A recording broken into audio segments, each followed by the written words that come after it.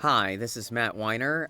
This is episode 304, or the fourth episode of the third season, and it's called The Arrangements.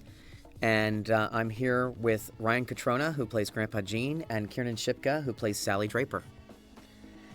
And we're all going to talk a little bit about this episode, which is personal, as a lot of the show is, but really about it's called The Arrangements for just that purpose. It's really about how we deal with the generations.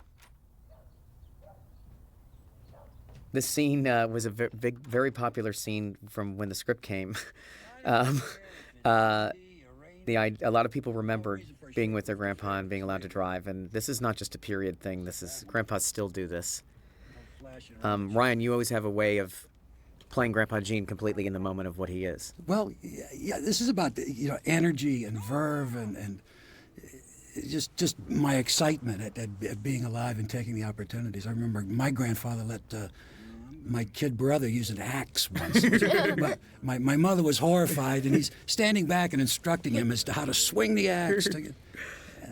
Kieran, everybody wants to know if you drove the car, of course. No. No? I was behind a green screen. Well, you don't have to tell them No, I'm kidding. And here we have the next parental-child relationship here, where the Pope has just passed away, John the 23rd, who was very much beloved, although not necessarily beloved in all of his policies because he was modernizing the church.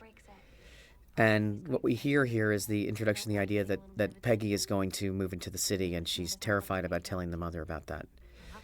What was your reaction when you first got the script, Kiernan? Well, I thought it was brilliant. I mean, it was amazing. That's a nice thing to say. No, I didn't mean for that. But as an actress, what were you thinking? I mean, were you scared of it, or? I thought it was going to be very fun to take on and challenge. Yeah. And Ryan, obviously, that had to be somewhat emotional experience for you. You're such a big part of the show. I was just floored when I saw it, Matt. It was just, I thought, what an adventure this is going to be. I had no idea that you had this up your sleeve and these particular twists and turns. And right. It was very moving. It was a very emotional moment, and also a great opportunity for the performing. I remember in the first table read that day, I thought, no, I'm just going to let this fly and have fun. And it was a gorgeous amount of fun for me. Well, there's so many scenes between the two of you. I mean, that moment to me is actually a very beautiful thing, where Peggy says, "I am one of those girls," and here's the introduction of another father-son relationship. This actor who plays Ho-Ho, he's exquisitely idiosyncratic. He has his own rhythm. There's an arrogance and a confidence, and Janie Bryant, we talked about him because he's into High-Lie, which was that he would have this, tropical flair to him, including this hat, and he expresses a little bit of. We sort of learn a little bit about his interest in High-Lie because he's kind of obsessed with this High-Lie player, Patchy, who was a real High-Lie player. He was the star of that time. And agreed to let us use his photo in there, even though we told him he was the object of affection. And I love it because this scene became a kind of a feeding frenzy, and we wanted to show how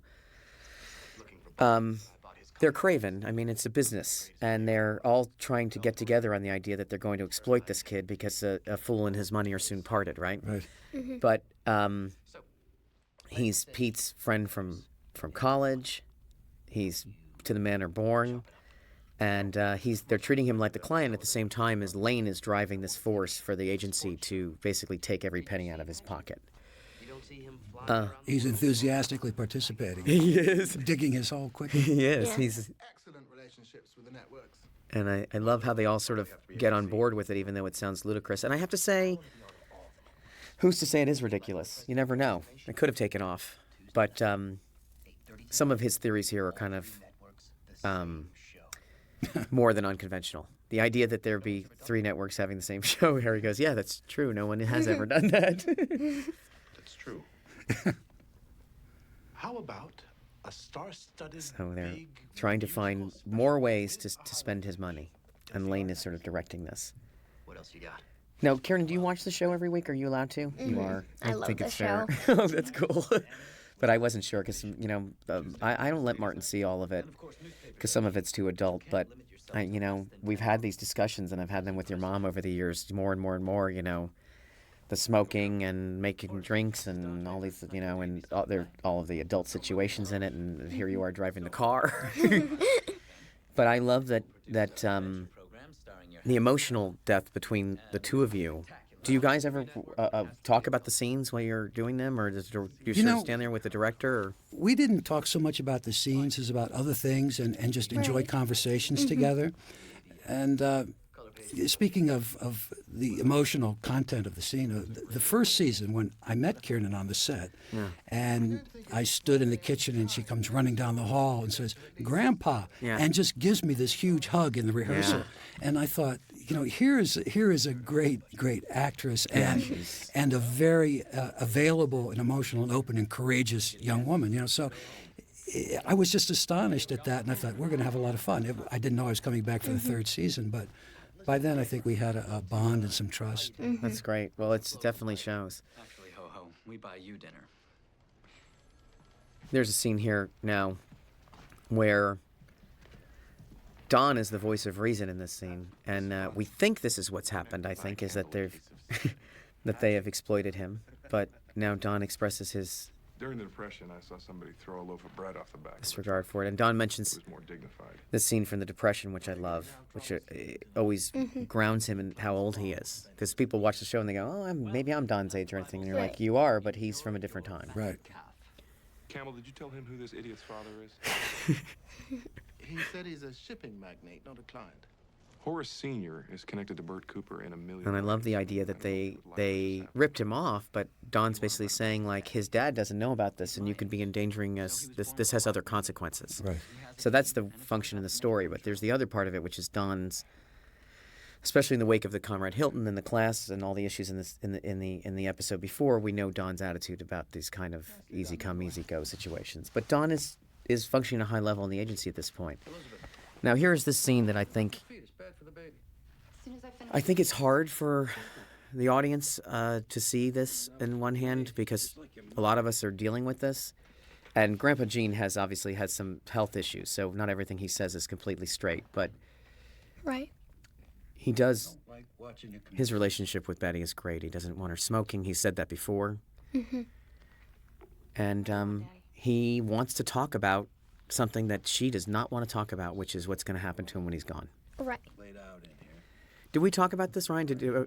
We spoke about it very briefly on the set, and I remember you said to me, people of a certain age, I don't know, they just get fascinated and very, very interested in these matters, and I always thought it was sort of a great accomplishment of a kind of a duty or a chore that I had completed and had done. And Absolutely. I was very pleased with myself for having done that, and to pass this over to her. And I'm expecting and hoping for and assuming there's going to be some reciprocity. Some gratitude. And thank you, and how wonderful you are for having arranged all these things. And Right. It must be difficult for your dad, and Right. or anything. But of course, there's nothing, and a little less than nothing, and some. And the way that you go to anger, just as an actor, the expression of this contempt, and we hear phrases that we know he must have said a lot of times, Scarlett O'Hara, whatever, you know what I mean? Right. There's a snap there, and because I'm an authority guy, I'm an old world guy, and I've been through some tough things, and I piloted this ship and this family and raised this child. And I love also that you've never let go of the fact that you feel like you don't like the man that she married, Well, even though that's- you're in his home. Right. And no one else says that to her. When you can see so clearly And that her reaction, part of it I attribute to Betty Draper, and part of it I attribute to a pregnant woman. And she doesn't want to think about it. And I also have to say that there's a lot of details. As I said, this is very personal to me. My grandfather came to live with us right before he passed away. My grandmother was gone. and I bonded with him, and a lot of this is based on that reality. But the furs and the cedar closet and all these things, these are the fragments of our family. These are our heirlooms. Yeah. I don't know if I told you, I met an elderly man at a Ralph's who recognized me, didn't know where he knew me from. Finally figured out it was Mad Men. His name was Ari. He was 80-something years old from New York, a little Jewish fellow out here living with his daughter and his son. His daughter's 63, son 57. He said to me at the end of the conversation, I want to tell you, you did a good job in that, and that's a compliment coming from me. And I love this, that Don is thinking on his feet. Thank you, Don. And there's this small subplot in this show, which I don't even know how it fits into it thematically, but it basically, so we deal with Peggy trying to come out from under her mother's yoke, trying to move to Manhattan, which we know is very meaningful to her. And she puts her ad up, and we deal with Sal being promoted to be in charge of this patio ad, this Bye Bye Birdie ripoff, which was actually something this episode is why I did that. When I showed the scene to the crew, the writers, is when I got the idea for it, how it affected Peggy. But this scene to me is a great mix. This is like driving the car. It's a great mixture of he's being irresponsible and thoughtless, but he's also being so loving to Bobby. And we see that the two men's differences in their attitudes about war. Gettysburg Address. You know about it? And Don. I loved this when I first read it, and I love it now. So cute. And in passing these things on to him. And Don has a box of objects too. Don't forget Right, that. That's exactly. what this Right. makes him think of. There's his a lot own of father. secret boxes of objects and Yeah. all kinds of. And the man's life is contained in it, and as was the case of this generation, which was a big part of it, was the generations, is that Gene has lived a whole life, and there is a arrogance to people who are young, that they think that no one else has had any of the experiences that they've had. And what we learn here is that Gene may have a different attitude about war. He's kind of it was an adventure. He brought this home to give to his grandson one day. Right. And Don is saying, I don't want this in my house. I don't want to glorify this stuff. I don't want my kid being fascinated with it. Somebody died in that. You know, Don has a very Right. special relationship with war. Standing alongside your brothers. Here's all the glories of war. Don doesn't believe in that. What? Gene, don't. Come on. I'll give it back. Such a real interaction. I got it. Can't I have it? There was a person in that helmet. An enemy. Bobby, it's a dead man's hat. Take it off. Keep it on. And Jared is great here. What do you do? How many of us have been between two adults having this argument in our life?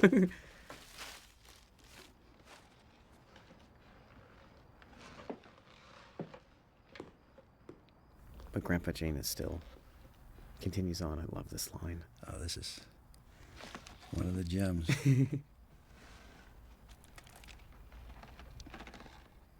There was this girl. Who knows the story you're The going to tell? initiation. Now, believe it or not, this has been referred to from the season as the scene. The scene. Which I didn't know. I'm very proud of it because I always felt like, what is this woman's relationship with this man? He is gay. We've now seen him that he's actually gotten to act on it. And here they are, and he's living this double life, and he's trying to be the husband to her, and that it comes out like this, that he can't contain it, and that she has this moment of realization. And Brian is amazing because he's very professional. He seems like a director at the same time as his enthusiasm is kind of tipping that he might be gay. Right. I don't know if it's his enthusiasm or whatever, but whatever it is, the element of his performance and the look on her face, there is a complete loss of innocence. And we've always seen her as a fool in a way, and this is impossible, and how could she not know? The moment of recognition is stunning. You know, it's And this is Sarah Drew, who I think is constantly working everywhere. oh, this But is I beautiful. one of the great, as far as I'm concerned, one of the great actresses This I've ever is- worked with. Fabulous right here. Something's wrong. Well, that's not true. It is true. And there's an intimacy of this conversation of how does a married couple have this conversation? He's older than Right. her, right? You don't want to talk about embarrassing things, and and it's sort of formal, but they're. And of course the worst part for him is he has to admit that he's afraid of for his job. He doesn't want his wife to see that he's terrified. Tell me. Make some excuse. For the last 6 months, maybe a year even, I've watched my job disappear. And this, by the way, was what was going on in advertising. Photography was completely squeezing out people who could draw. Right. And drawn ads with crayon and pencil, and these illustrators who were incredible artists. It was immediately already seen as quaint. Mm-hmm. So basically, from the Volkswagen ad on, they're constantly. When you start to see a drawn ad, it was always done for nostalgic effect. It always was supposed to look like it was old timey. It was from the 1920s, or they were cartoon characters with rosy cheeks, like the Campbell Soup kids. Right. And so for someone. And him moving into film, the people who succeeded in that part of it were able to tell a story. So we don't know if he can tell a story. Right. Mistake, the entire shot is ruined. Yeah, lo and behold, technology and that upheaval repeats itself Over and over at the again. moment. Yeah. As of today, it does, Sure. certainly. The whole thing. It's the beginning of Bye Bye Birdie. And I love, this is a joke for me, where she sort of just explains to him, The voice is very girlish. what's the big deal? You just say action. She's offering us this can patio. And she's on a treadmill, but you can't see it. She's walking back and forth? No. And by the way, when we decided to knock this ad off, I discovered all these things about this first scene in Bye Bye Birdie. It was technologically very advanced. The treadmill was advanced. The song was written for the opening because Anne Margaret they could tell she was a star. And all the people who were in the movie had no idea that she was going to be the focus of it. But it had the same impact at the time as it had. She replaced Marilyn Monroe for some time. Is that right? I would think as the sex symbol of her time. Pulls her back again, and she comes towards you one last time. And this is great tragic comedy here. This is Pushes her shoulders together, leans over with the can, and she smiles. Hello, patio. Brian. Totally. I said to him, I was, he's so controlled, and he's playing this part. Look at her. Yeah, that's it.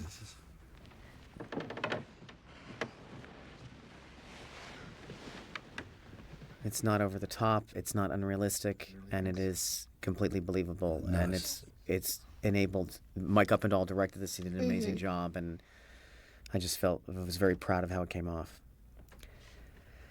So Don's been summoned to the office. We don't know what it's about. And here we have David Selby, who of Dark Shadows fame, who came in. He's extremely tall and has these wonderful manners, and he felt like a captain of industry. And I love the sentiment of the scene because it really expresses the whole thing about one generation being passed on to another. He's craven because he's selling his son out, but the argument he gives is so believably parental. Right? Right, yeah. To me, this is the flip side of. He said, "I don't know what kind of person he would be, of the ice cream scene." Right. And there's no reason to doubt that. Are you drunk? It's like Polish handball. You can't even play it if you're left-handed. There's So no he's wall on that side. he's on board. Then that's done with. We needn't be involved. Bert, you know that's not the way the marketplace works. A man comes through your door, he knows what he wants. So now he's sort of leaning back on capitalism to say, like, let's let the kid fly free. He'll make his investment, and what happens will happen. Right. Right. There's an indulging kind of generosity Right. that's And then he says this: if you're lucky enough to strike gold, remember your kids weren't there when you're swinging the pick. They don't not. His son is successful, but he doesn't understand it. It's gibberish. But if you refuse him, he'll only find someone else. There's a theme in this whole thing about what we do leave to our children or what we leave to our grandchildren. Right. But it's my success. Do you ever do, Karen, any of these sort of things where you basically replace like your own grandparents with Grandpa Gene or anything like that, or is it much? You don't have to reveal it to me, but I'm just curious how it works. I try to almost, before the scene, try to do almost like a method acting, kind of Right. get in the moment. And so you use things from your own life? Right. Want to supersede? That's amazing.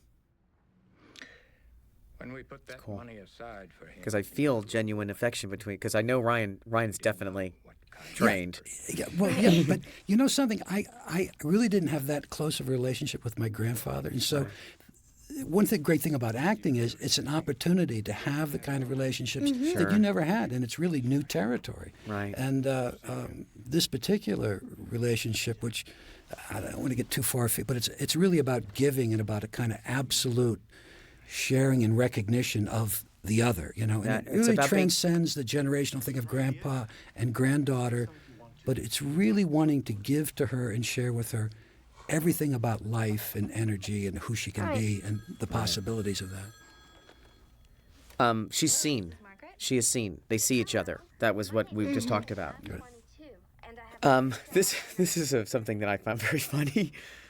This is kind of a sitcom scene in a way, but using our characters, it always has a tinge of reality to it. That they saw her ad, and they decided to play a joke on her. And Harry is listening in on the phone. They're trying not to laugh, and Peggy is an easy mark because she takes herself very seriously. At the table read, I hadn't read the script yet. And I was listening to this, and I thought, is this going on? What the heck is going on here? And then finally, I came in on the joke a little while later. So I was as involved in it as she is for a while. I need someplace near a major hospital. And they're taking advantage. They've written all of these things because he's a copywriter. He's very proud of his work. Paul, he keeps telling her which lines to say. Lois is doing it. There was a debate about whether Krista Flanagan, who plays Lois, about whether or not she should do a voice or do anything. And I said, just do it as Lois. I don't think you have to do that much to disguise yourself. Peggy's not going to believe that Lois is calling her. She's never going to think of it. And here they are laughing at her, and they've gotten her goat. You're a jerk, her strongest words. She crosses the name off. And this is exactly everything we've been talking about. The scene. How do you do that? I got a salt tooth. It's right here in the back of my mouth. Andrew Colville, who did the first draft of this, I just loved when he talked about this salt tooth. We talked about pouring salt on ice cream and about Grandpa Gene having all of these. He had this multi-infarct brain disease or whatever, the strokes. Grandma Ruth used to drive her to town to run errands. But here it is, all this information. Right. And you know it, you have all these scenes with January. Right. There's such a. Does it feel like there's a betrayal here, or is Sally just they're having a conspiracy, right? I love the scene because it's the first time somebody's ever told her, "You're amazing. You can do anything." And that your mom wasn't perfect, Right. Because your mom is Betty Draper is always sort of impressing on you that this is the way one behaves, and it's like me, right? You can really do something. Don't let your mother tell you otherwise. Do you think that Betty Draper is too hard on Sally?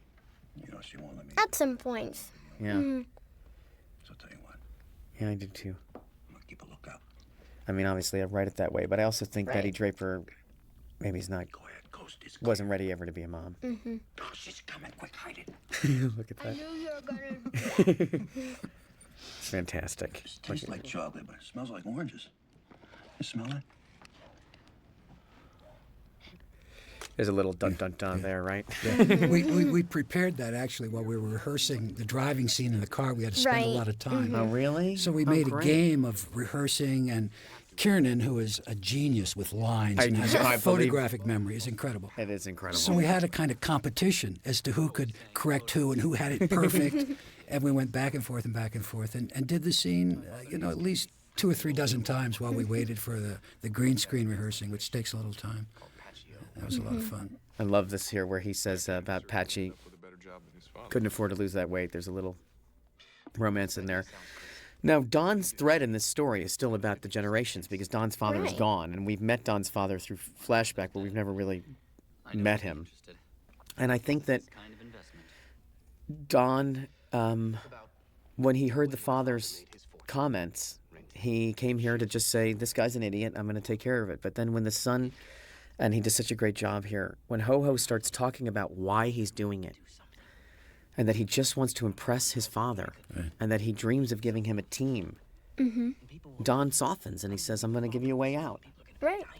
But the guy he can't hear it. And Pete is worried that Don's going to blow the account. Right. Pete's going nuts. In my mind, it's his 75th birthday, and I give him a team. I mean, the pain of the fact that the father has cut him loose and said he's an idiot, basically, and that the son takes the father so seriously, it strikes a chord with Don. Seeking that approval and the self-destructive kind of propensity of that. Grandiosity is really. What are you saying, Don? Let him talk. You have a great fortune.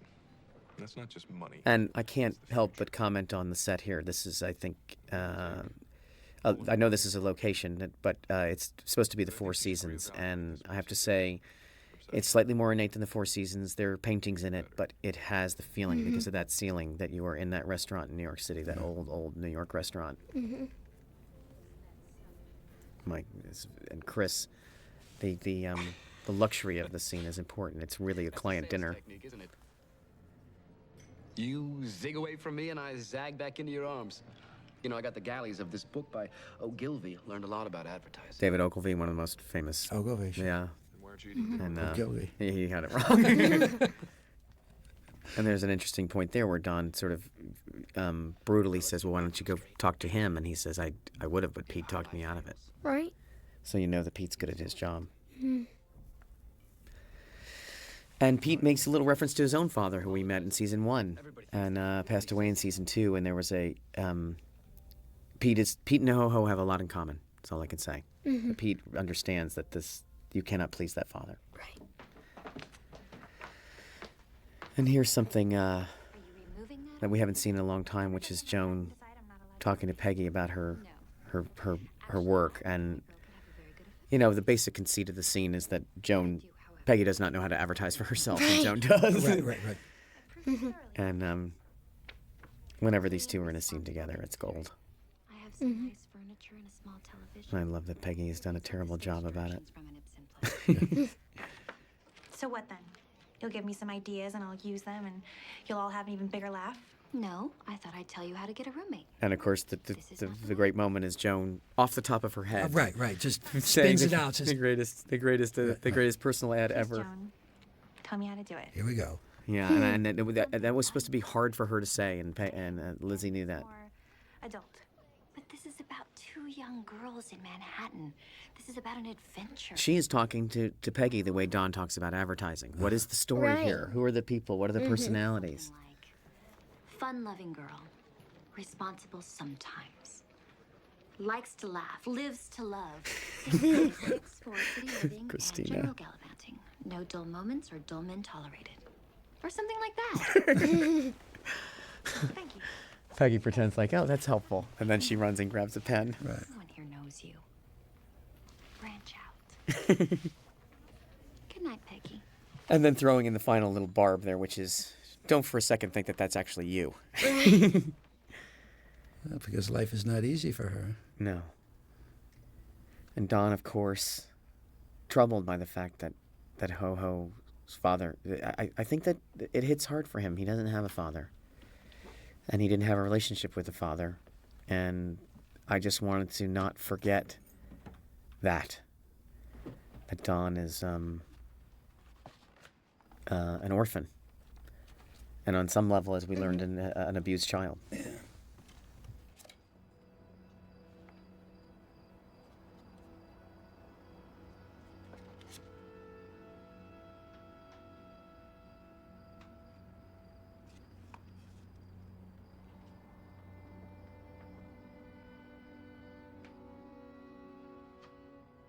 My relationship that really is represented in this show is that my parents were young and struggling on some level, but later when and Don is just it turns here to be Craven. But for me, what this was about was my relationship with my grandfather, who I did felt really saw me, and I was wakened to the concept of mortality by his loss, and was angry. And felt that no one understood the depth of my feelings. And it's true. No one assumes a child has those feelings. Right. No one assumes a child knows. That's what I thought about a lot, in preparing for this, just about time and about time passing. And Right. it was sort of a meditation for me, really, not practical kind of acting exercises. But No, I mean, it really, he is, Helota. I just sent all this over. the stuff that lingers from people the ghostly part of them is the permanent part of them.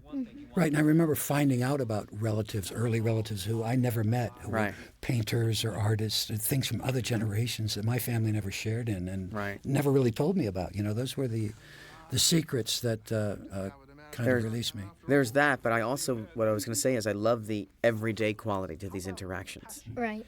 Between, I mean, you're saying, Kieran, we're talking about what a big scene it is when he's Right. talking to you, but it is an everyday interaction, and she will remember that the rest of her life.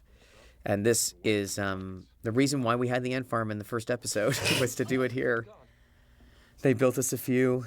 He did it on the first try, and it was really, really a pleasure for me and for the audience. So, and here we see a little bit that I think is realistic, and you never see this on TV either, which is that he has his favorites. Yeah. I already ate my breakfast. I'm going to get you peaches because your sister likes them. And also the way he talks to them as adults.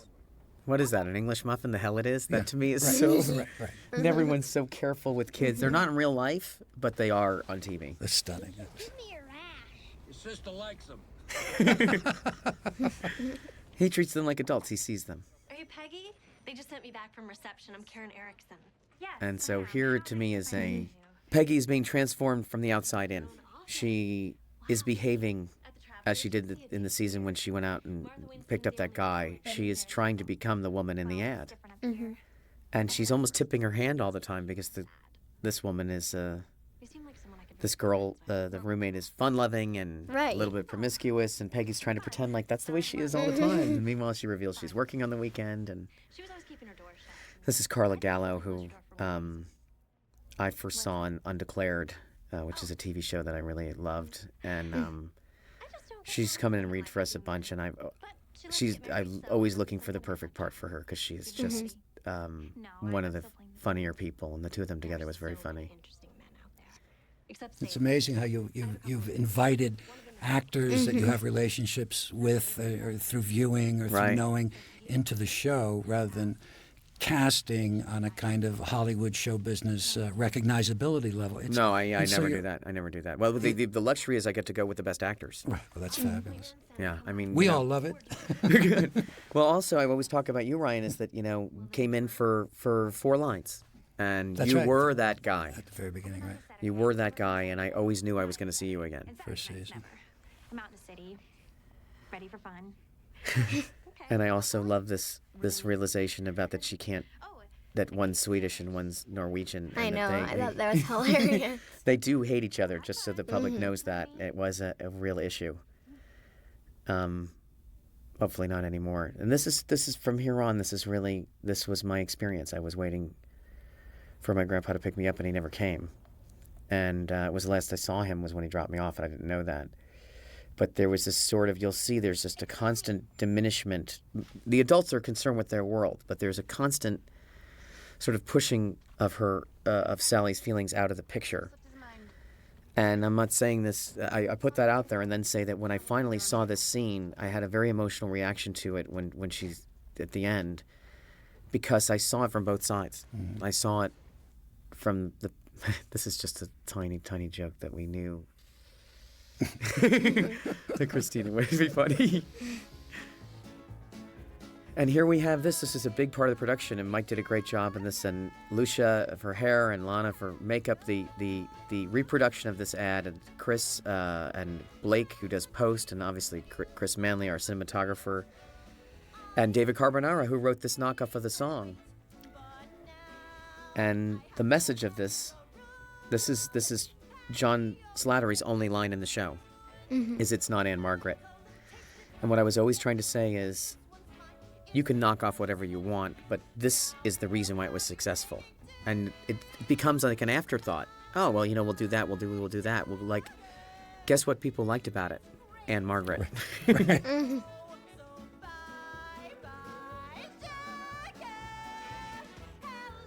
Well, that's one of the hallmarks of the show, is just sort of a flatness and directness and simplicity that has just a lot of depth and resonance hanging behind it. I mean, it's... Well, I was proud of it, just on a detail level of how we really did this ad. the way that the agency would have. They asked for a direct ripoff of the ad, and they really did it, and it was a lot of work. And the audience knew it was a direct ripoff because they'd seen the original. And then they can't put their finger on it, but it doesn't have the right taste. Exactly, and I mean exactly what you asked for. I know, but there's something not right about it. What? I can't put my finger on it. I wish I could, but I can't. It's an exact copy. And they're very frustrated by this. This is what the Right. client asked for. And Peggy is smiling at it because she thought this was a failure Right, from the always beginning. it She was thought it was idi- condescending, just condescending and idiotic to just to rip something off. I'm going to be magnanimous and say it's our idea and our failure. I love this. Really impressed me. This speech. This guy. I mean, it's a very brilliant kind of thing to say, isn't it? That this just ain't it. Right. I mean, I don't know why, and I don't care, but that ain't it. Right. And The client's entitled to say that, and then you hear Slattery has this great moment, which I think there's a great moment of truth here. It's true. It's not right. It doesn't make any sense. It looks right. It sounds right. Smells right. Something's not right. What is it? It's not in Margaret. So obvious. So you'll see here's this police car and this police officer who takes his job a little too seriously. He's a little military about things, which I don't know. The police officer who talked to my mom was not quite this officious. Yes. Can I help you? But I love everyone's reaction here. Yes, I am. What is it? And We regret to inform you that he passed away. Sally is completely secondary. He goes to help her. What happened? He collapsed in line at the A&P. I'm so sorry, ma'am. And my grandfather had died at See's Candies, actually, and had gone shopping. And on the way there, he had this habit that I know I've noticed that people in there, retired people have, of finding a different store for every product. And he had gone to the fruit store to buy fruit, and the peaches had been in the car all day. And this is really something. And this is the kind of thing that I really... We were just talking about you in episode 3 walking down the hallway to go see Grandpa after you've returned the money. This is the thing where I can really see that you are actually feeling something. Send him in. What were you thinking about? When the police car drove up, I mean, it almost seemed like Sally was thinking, oh my gosh, what happened? Right. And then when the police officer said, are you related to Eugene Hofstadt, she knew something was up. Right. Mm-hmm. And then when did it seem strange to you that they didn't invite you inside or anything like that, or? What's the matter? Well, it didn't exactly seem strange as she didn't even want to go inside. I mean, that's amazing. I did not know that. That's because I was literally thinking like, the gesture is in the script. She puts her head against the door, but Right. I always felt like there was something else going on there, and you're not crying. right. So I kind of, that's very interesting. She didn't want to go inside. you just Of want course to be not. alone at the moment. Right. Yeah. That's great. I have to go. Is everything okay? There's nothing you can do. Don't ruin the only good thing to come of this. And I love this too. Here's another thing is of Don's behavior. He finds out that Jean's dead. He doesn't even tell Sal. He Right. just goes on about his business. You'll know when I hire you again. Allison, I'm going for the day. And it doesn't mean that he doesn't care about Jean. This is just the culture of the time. Right. And here's another thing about, again, here's the generations. Okay, Ma. Oh my goodness. Oh, it's beautiful.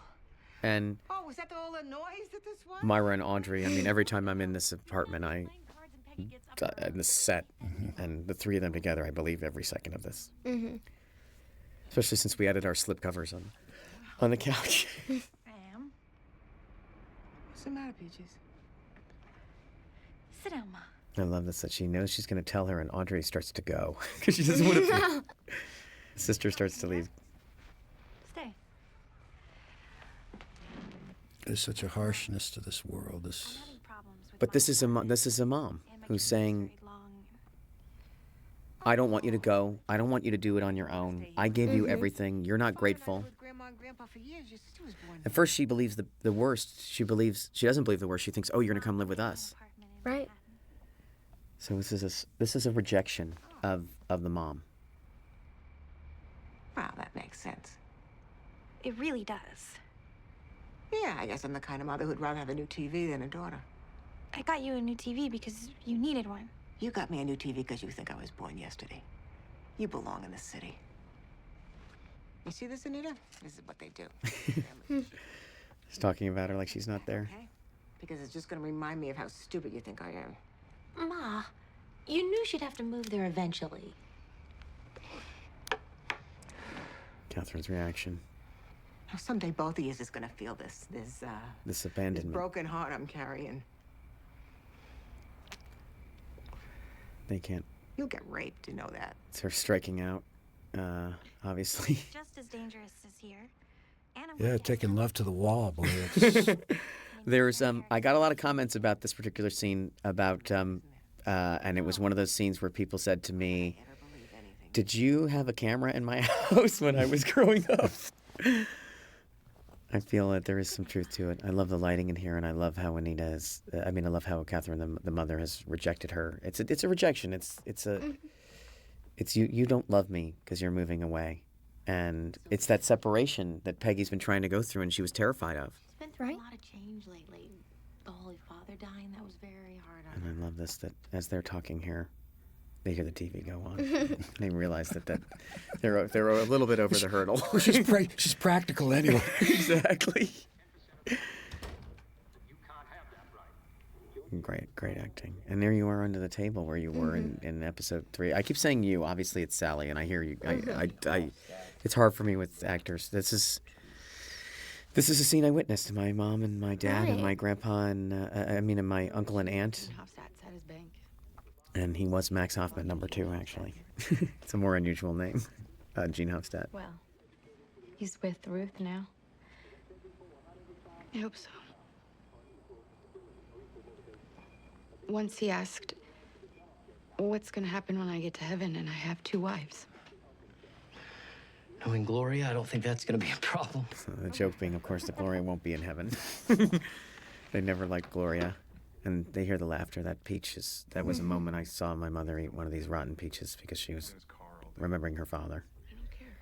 Or something. Why are you laughing? Sally, sweetheart. We weren't laughing, honey. I heard you. I heard you laughing. I don't want to talk over this, but I have to ask you. And Ryan, I don't know. He's gone forever. So you know the lines. We know that. Right. And you know the director, Micah, is obviously working with you. Mm-hmm. Are you aware of do you think that what do you think that your purpose is here? Just to express your anger, or? I feel that she's kind of gone through a shock almost. It was kind of unexpected. Her grandpa was not expected to die. He was driving full her of one life. day, and You know what I mean? So I think it's a way for her to express her anger. Right. Mm-hmm. I always felt, for me, I watched you in that scene, and it's hard for me to watch it. I get emotional personally because I feel like I'm watching a documentary about my childhood. This guy, by the way, this is one of our newscasters. He's not a real one. That's not a clip, and he's it's hard to believe. He's got this voice and everything. The event that I was sent in to watch was the San Diego plane crash, which was very upsetting. And I felt that this was really the entry point of the 60s into the show, of what we think of as the 60s. And that she had been sent out to not deal with death, and then was seeing something even more horrifying. Right. And Dawn's kindness to Betty about her loss, I find was touching. But I also just think about Sally. To me, it's about mortality, because to me it was her. That's her entrance into mortality. She actually knows not just that she lost somebody that she loves, but that we are all mortal.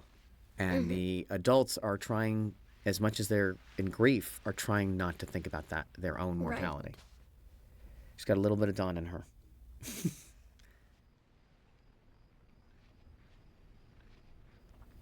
And I always had this image in mind. It seemed extra in some way. This was my wife's idea, that she would be holding that Sally would be holding the book. No, but this was wasn't my last image. We added this later, that my wife said she should look in on Sally. Was the idea that this man had lived his whole life. He'd been in World War One. He'd had this entire Right. existence, and then here it was.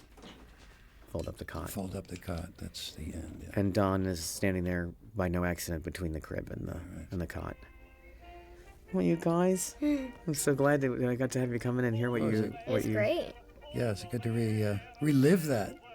I'm always fascinated to see the two of you interact in such a realistic way. To me, it's a testament to the craft of acting. That if somebody is somebody who can literally pretend to be somebody else and use part of themselves, you're in your body, Kiernan, you're in your body, Ryan, you're in your body's your instrument, your age, everything else is associated with it, and to see the two of you interact together, I hope the audience appreciates the magic of that.